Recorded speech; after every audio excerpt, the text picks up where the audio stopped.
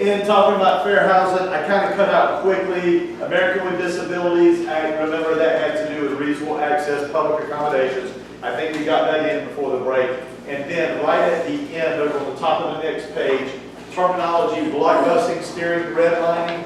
In your book, there are really, really good definitions of those, and all I want you to do is just visualize what each one of these would look like. Steering, taking someone where you want to take them based on their entrance into a protected class.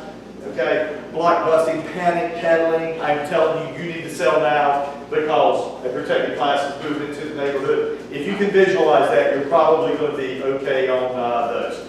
Fair housing, I love it where advertising and property management and fair housing come together. Be ready for that. There is a chart in your textbook that talks about acceptable terms versus non-acceptable terms. End of chapter questions. Those things are really, really good. Okay, federal taxation of home ownership. Now remember, we kind of skipped on this. We had a little bit of a video, but what I was trying to tell you on Friday is just simply that these are just bullet points to you. It's really going to be two issues that we're going to address on federal taxation of home ownership, and it's going to be what you can write off of your taxable income and what you can write off of your taxable income by virtue of your home ownership, not investment property, but by virtue of your home ownership. Can you write off your mortgage interest? Yes. That also considers things like discount points, right? Discount points are nothing but mortgage interest. You can write those off during the year that you pay them when you buy a house. And you can also write off your real property taxes off of your taxable income as well. All that sound familiar to you? Okay, that's good. I threw in a couple of other things, but I don't know if you'll be tested on these or not. Technically, you could write off your PMI, your private mortgage insurance. You can write that off as well. And you can do this for up to 2 houses simultaneously. But the only way you can do it on 2 houses is if it's a first home and a second home. Not a first home and a vacation property, or first home and an investment property. It would literally have to be first and second home for you to take this deductions. The others would be handled as business expenses, okay? Then, the second part of chapter, whatever it was, the one that dealt with, what was it? 18.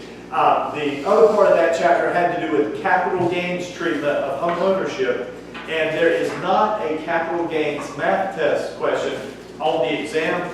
A lot of people ask me questions about number 100 on the practice exam that you had, and a lot of you treated that as if it was a math problem. It had a bunch of numbers, but it wasn't a math problem. The guy bought the property for $230. He sold it 5 years later for $365. Is there any way in the world he could have made more than $250? So he fell into the universal exclusion, and so I put those numbers there just to toy with you. Okay, but the key to the Taxpayer Relief Act of 1997 is you're exempt from paying any capital gains tax if your capital gains do not exceed $250 as an individual or $500 as married filing jointly. Do you remember that?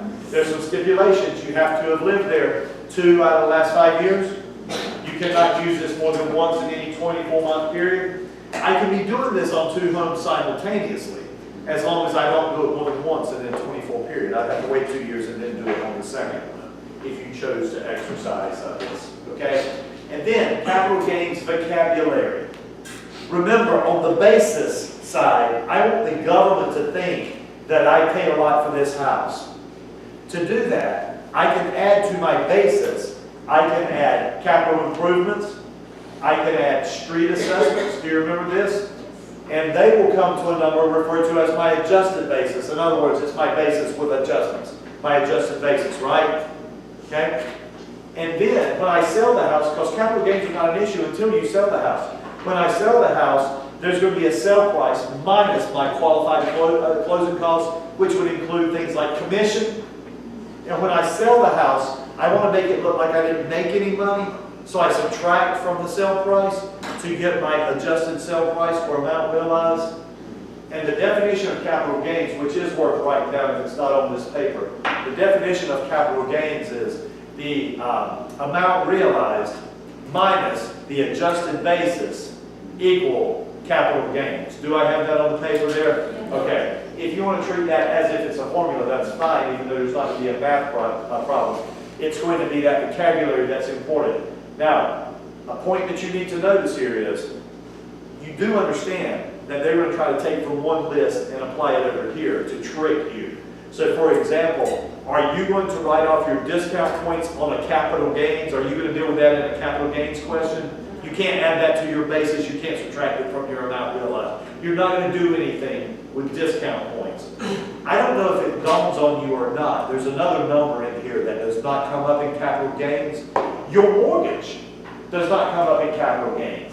This question is not the net to seller. It's not how much did you actually put in your pocket. It's the difference between what you realized when you sold the property minus what you had in the property during the time that you've owned the property. Mortgage and discount points for our purposes have no place in a capital gains problem. Are you content with that and content with the fact that that could be the tricks? Okay, Amanda, did I get to the point that you needed in that chapter? Yes. Perfect. That's about the extent of it. You see I put the vocabulary words there as well. I don't know if it's a big deal or not, but down at the bottom of that I put 1031 tax deferred exchange. If you ever see anything having to do with a 1031 tax exchange, tax deferred exchange, excuse me, just understand that that is a tax strategy for investment property. In other words, it has nothing to do with your home ownership, right? Okay. A little bit of a long shot. And then real estate finance. Real estate finance, not a long shot. Okay, I'm going to give you some advice on this. You need to know your vocabulary like crazy. So you go to your chapters 14 and 15, you go to all that vocabulary at the beginning of the chapter. If you have the AMP book, this is one of the few places where I say break out the AMP book even prior to the classroom exam. I don't think it will hurt you not having the AMP book, but it may help if there's some term that I just kind of glossed over that they do a better job on. But anyway, vocabulary on this chapter. To real estate finance, do you know the difference between a mortgage and a deed of trust? A mortgage is a how many party instrument? A deed of trust is a how many party instrument? Three. North Carolina uses which one? Deed of trust. Therefore, are we lien theory or title theory? We are title theory in regards to lien recordation. We use the deed of trust. Are we judicial or non-judicial in regards to foreclosure? We are non-judicial because we don't do a civil case. We foreclose under what clause in the deed of trust? The power to sell clause. Did you make all those connections? Perfect. So far, so good. Let's keep moving forward. Promissory note versus mortgage note. A promissory note is just an IOU. It's a contract that says, I owe you money and these are the terms for paying it back. You probably, if you owe any money on your car or furniture, you have a promissory note to whoever you borrowed the money from. Does that have to be recorded? Promissory note doesn't have to be recorded. However, a mortgage note, a mortgage note says this: if you don't pay this money back, I want to take your house. Does that have to be recorded? Yes. So a promissory note is a contract, and it does have to be in writing. But a mortgage note has to not only be in writing, it should be recorded as well if you want to be able to exercise your rights. It should be, it doesn't need to be. It's not required by law, but it should be recorded if you want to exercise your rights. Okay? That's what I mean by the difference between a promissory note and a mortgage note. Okay? And then hypothecation is in fact just a definition to you guys. Understand that hypothecation is very much what's going on in a deed of trust. I live in my house, even though I owe that bank some money. And so hypothecation means the right to possess a property, even though you have given it up as collateral for a debt. One last point of order on this before we move to the next group of words. Do you remember the OR and EE concept? When it comes to mortgagor and mortgagee, it gets a little bit confusing. Is the mortgagor the borrower or the bank? And don't answer this question unless you're going to say borrower. Okay? The mortgagor is the borrower. Why? Because it had little to do with the money. It had everything to do with giving up the property as collateral. The buyer gave up the property as collateral. Does that make sense, the OR and the EE? Okay. Again, it's one of, I wish it was going to be a test question. It's not. You're going to have to be able to read the test question and understand who is who to answer the question. That's why I point that out to you. Okay. On to the next page. Clauses in the deed of trust. Spend a little extra time with this and make sure that you have these clauses correct. It certainly will be good for 1 point. I would love it if it's good for 2 point in some way, shape, or form. So let's hit these pretty hard. Clauses in a deed of trust. The acceleration clause. Do you remember? I want you to associate acceleration with breach or default. Breach or default. The borrower stopped making their payments, or they let the property deteriorate. They have they have defaulted on the contract. And if that's the case, the bank can say, we're going to accelerate it, we're going to call the note due now. That's the significance of the acceleration clause. What are the chances that if you missed your last 3 payments, that automatically you're going to be able to pay the thing off when they call it due? Not good, not good. The acceleration clause probably is getting ready to be the lead off to the foreclosure process, okay? Breach or default. Why do I say it that way? Because the alienation clause, which people have a really hard time understanding, but just relax your mind and say this. In the alienation clause, you understand it's your property, but it's the bank's collateral. If you sell your property, what does the bank want? Their money. So the alienation clause is also known as the due on sale clause. If you sell the property, we want all of our money. Does that make sense? They call the note due if you sell the property. Importantly, a due on sale clause makes a note unassumable. So, which 2 loans that we talked about in this class do not have a due on sale clause? FHA and VA, and again, how do you know that? Because they are assumable. Perfect connection on that, great connection. That was a due on sale and alienation. Prepayment penalty clause, not a big deal. It just simply means if you pay it off early, you have to pay a penalty. It's not very common because you cannot have a prepayment penalty clause on FHA and VA. You can't have it on loans of less than 150 created in the state of North Carolina. And most loans sold in the secondary market cannot have prepayment penalties. So it's going to be rare. I'm thinking that's not going to be the question. On the other hand, defeasance clause, another clause in the defeasance clause, see if this makes sense to you. All deeds of trust have to have a defeasance clause. And the reason is what it says is, after you pay off the note, the bank doesn't have a right to continue to hold your property as collateral. Perfect sense, right? Power of sale, you have already made the association there. Power of sale, title theory states, non-judicial foreclosures. Okay? If you understand that, you're as golden as you need to be on that. Mortgage priorities, the significance of the contract, first one to record has priority. Subordination, allowing someone to jump ahead of you in priority. Normally, I want to make sure I have the highest priority, but you remember the example I gave you in the second mortgage, where the second mortgage holder said, I don't want to get paid off. I'll let someone jump ahead of me so I can keep charging this fat interest.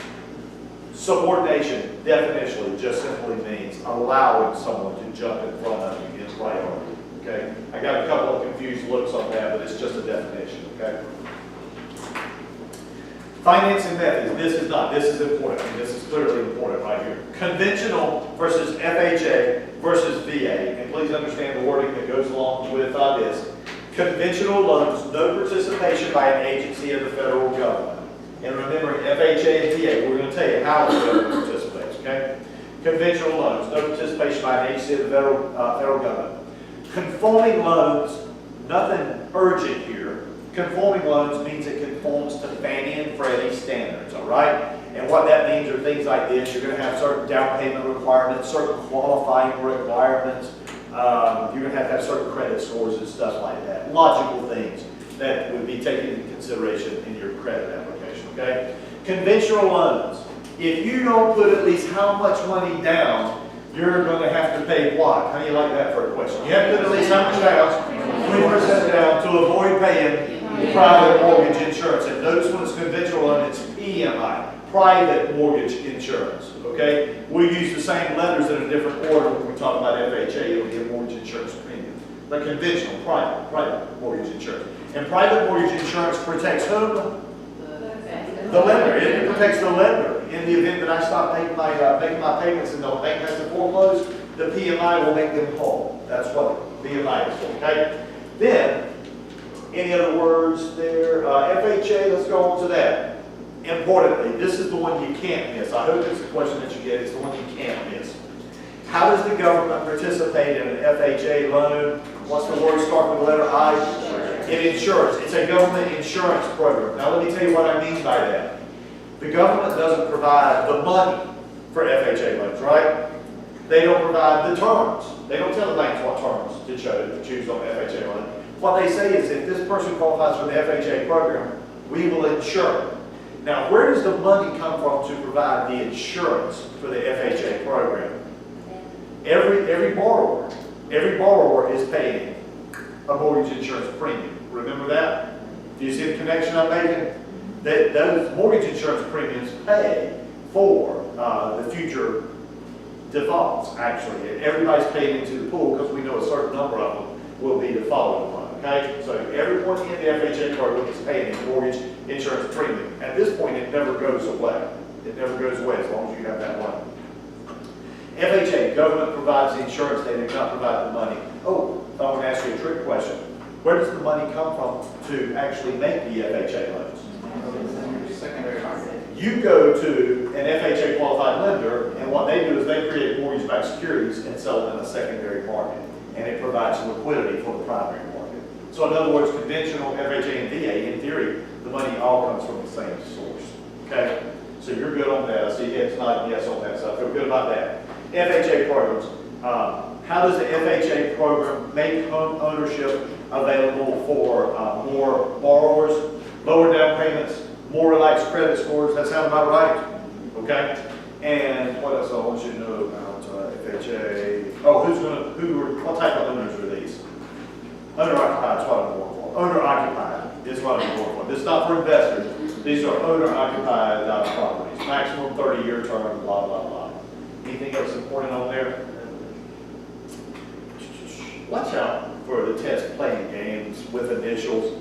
FHA, okay, this is what we're talking about now. FNMA is Fannie Mae, okay? I don't know, whatever else starts with a letter. Freddie Mac, FHLMC. And sometimes we'll throw questions at you about where do you go to get a loan. You don't actually go to the FHA to get a loan. You don't go to Fannie Mae to get a loan. You don't go to Freddie Mac to get a loan.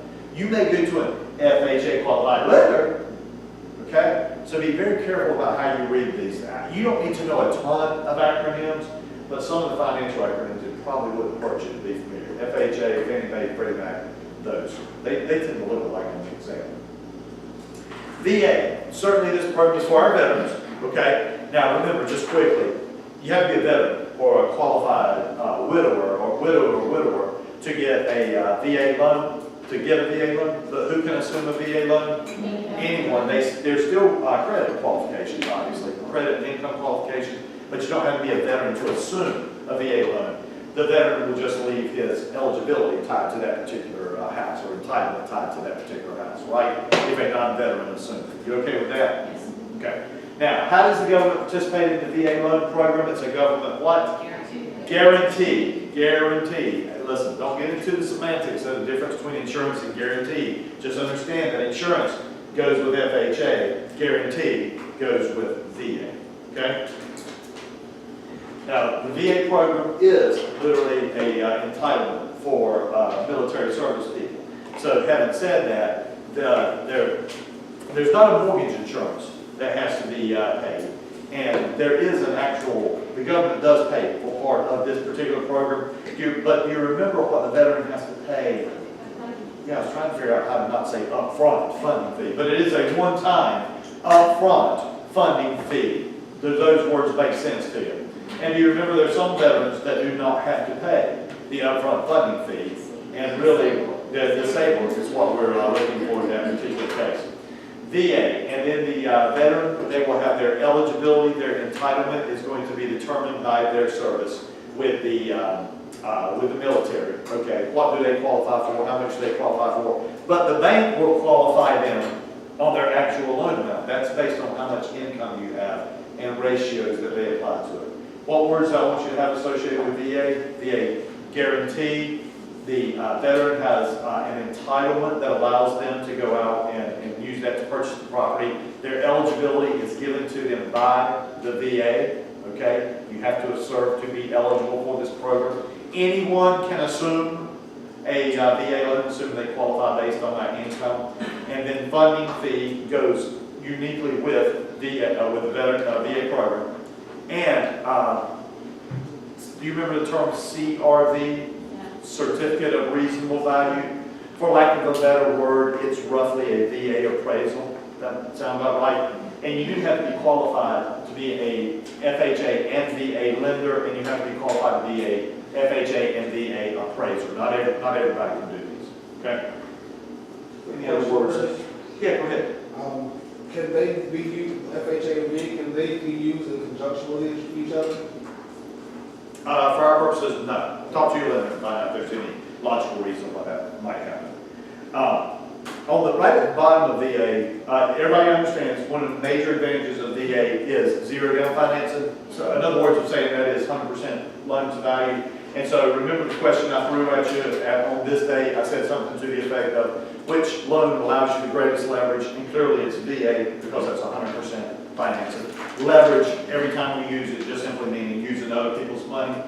And then, I don't know if this will come up on our exam or not, but on the national exam, look at my last bullet point. The VA loans, in most cases, you're going to a VA qualified lender, but what if you live out in the middle of nowhere and there is no VA qualified lender? Technically, the VA will make some direct loans, but it's very, very rare that they do that. They would only do that if there were not VA qualified lenders in the area. Can you take that nugget of information and just put it wherever you need it? Just, if it ever comes up at all, at least you can say that you heard it. Loan types, get yourself a cheat point here, bless you. Get yourself a cheat point here. On these loan types, fixed rate, that's going to be simple. We don't need to spend time talking about a fixed rate. But what we mean by that, of course, is your payment on your third payment and your 25th payment, they're going to be the same because it's a fixed rate, fixed payment loan. And you know this because of the math problem. What goes to interest and what goes to principal will change, but the payment itself will stay the same. Adjustable rate mortgage, just the opposite. Your adjustable rate mortgage will adjust. If not, you're up. Ooh, here's a good question for you.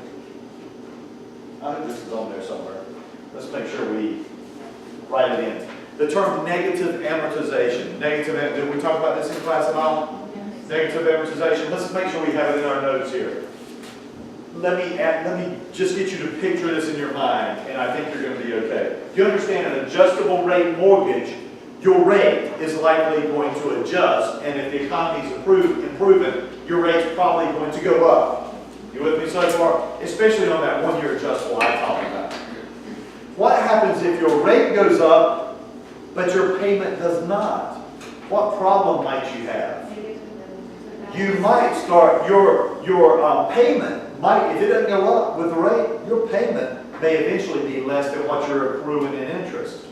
If you're not even making enough of a payment to cover the interest, you're not amortizing, you're negatively amortizing. It means that your loan balance is actually going up.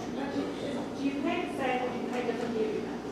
Well, what happens is most arms today, when it adjusts, they will adjust your payment as well. But they used to have what was known as a payment option arm. And what the payment option arm said is, well, I don't want my payment to go up. I'll just, if my rate changes, I'll run the risk. But because of that, it allowed for negative amortization. It was never meant to be that way, but it allowed for that. So if your interest rate goes up and your payment doesn't, do you understand you run the risk of negative amortization? And then with the adjustable rate mortgage, do you remember this as well, that in adjustable rate mortgage, you can't predict your interest over the life of the loan, right? Does that make sense? Okay. Did you get what you need? Okay, cool. What else? Oh, and adjustable rate mortgage, words like index, margin, caps. Do you remember how they apply? And to be quite honest with you, if you don't at this point, I don't think it's going to be a dramatic portion of the test. I expect the dramatic portion of the test is going to be for you to understand the difference between adjustable rate and the fixed rate. Is the adjustable rate more risky? Yeah, because you don't know what it's going to adjust to, right? Can you calculate your interest over the life of loan of adjustable rate? No, because you don't know what it's going to adjust to. Those are the type differences that I'm looking for on that. And then the concept of negative amortization, I just need you familiar with that. Because look at the next page. This next term, I am not sure that it came up in our class, but we get a chance to talk about it now. Listen closely. What did I tell you? Every time you saw the word graduated in this class, What did I tell you to think? Stair steps. Very good, very good. So what we mean by this when we're talking about graduated in regards to a loan, what we mean is every year your payment changes. Every year your payment goes up. He said, why would anyone ever have a graduated payment loan? Because they wanted low what? They want low payments in the beginning. What they're thinking is, my house is going to go up in value, I'm going to get a job where I'm making more money, or my job is going to allow me to make more money. So increase my payments in the future. What happens with graduated payment loans is they almost always start out in negative amortization. You know, your payment is so low, it doesn't cover the interest. Why in the world would you do that? Well, next year it's not going to be quite as bad. 2 or 3 years down the road, you're actually going to start properly amortizing because your payments are going up. What do I want you to remember about graduated payment plan? Stair steps, and it starts out in negative amortization. Okay. Term and straight term, we did talk about term loans or interest-only loans, right? Okay. And do you remember interest-only loans? You're never going to pay them off if it's not also associated with what type of loan that gets ballooned with a balloon. Remember those words. And then construction loan, I feel certain, yeah, that's on here as well. Construction loan, among the most risky loan types we talked about. Why? Because part of the time the collateral's not there. Construction loans, I don't need all the money at once because I'm building the property. So construction loans allow for subsequent draws against a credit line. Okay? Be ready for construction loans. Makes a great test question. A lot of construction loans actually are term loans. You pay interest only, and then you just simply at the end pay off the principal. Make sense? How they go? Buy down loan, we talk about the buy down loan. Someone temporarily buying down the interest rate. In other words, buy downs and points look very similar. Buy downs are for a short period of time that you buy it way down. Discount points, you don't buy it down much, but you buy it down over a long period of time. Other loan terms, package, blanket, open end. Open end, of course, you associate that with a HELOC. No matter line of credit. Primary market, by this point, we've already mentioned this. This is where you go to get your money, is to the primary market. This is where a borrower goes to get their money to buy savings and loan, credit union. Watch out for mortgage bankers versus mortgage brokers. Mortgage bankers, actually, you go to them for money. What mortgage bankers do is they create loans, which they are going to package and then sell in the primary market. As a matter of fact, let me see. I want to mention a word, and here is probably a good place as in. Anyway, mortgage bankers versus mortgage brokers. Once you get to secondary market, I want you to write down the concept of loan pooling. Loan, P-O-O-L-I-N-G. Loan pooling. This is kind of obvious, but if I never said it, it's not obvious. So let's actually say it. You do understand that the secondary market is not waiting for me to make a loan so they can buy it. They are packaging my loan with thousands of other loans. And what the secondary market is buying is pools of these loans. By buying pools of loans, by the way, what it does is it spreads the risk across the pool. So that's another advantage of that. So when you think of the secondary market, don't think that they're just waiting for a loan to be created to buy it. They're buying pools of loans that have been packaged into mortgage-backed securities. Loan pooling, secondary market. You want to have that association, okay? Secondary market, that's where Fannie, Freddie, and Ginnie live, right? Fannie is the oldest, can buy all three. Ginnie buys only government loans. Technically, what they do is create pass-through certificates that allow institutional investors to buy FHA and VA loans, right? And then there's Freddie, which was created actually in the home loan, in the savings and loan industry, but it was designed to buy conventional loans only, to be a primary competitor to Fannie Mae. Cool, truth in lending. Okay. Truth in lending, I like this for some hard questions. I didn't say fair questions, I said hard questions, okay? So, because of the CFPB, you remember the Consumer Financial Protection Bureau, because of that, because of TRID, Truth in Lending, RESPA, Integrated Disclosure, We just have to figure out how to attack this. So let's talk first about truth in lending. What truth in lending does, a couple of major things here. Truth in lending, the purpose is to tell borrowers the true cost of their money borrowed. Think APR, right? I know we quoted you 4 1/8, but your actual APR is going to be closer to 4 3/8. Why? Because that takes into consideration all the costs that we're charging you for making you this loan. Truth in lending, the true cost of the money borrowed, not just your quoted interest rates. Feel okay about that? Don't worry about how to calculate it. Just understand that that's the relationship. How does the lender do this? The lender makes 4 disclosures to you. The 4 disclosures are there. By far the most important for us is the APR though. The total amount that you finance, the total finance charges, in other words, what did they charge you for making you that loan, and your total number of payments. Do you remember when we did interest over the life of the loan? Not just interest, but also fees and principal, the total that you paid over the life of the loan. They have to disclose that to you. I find that interesting. It's not where I would ask you the test question though, okay? Applicability, look, I want you to underline or highlight.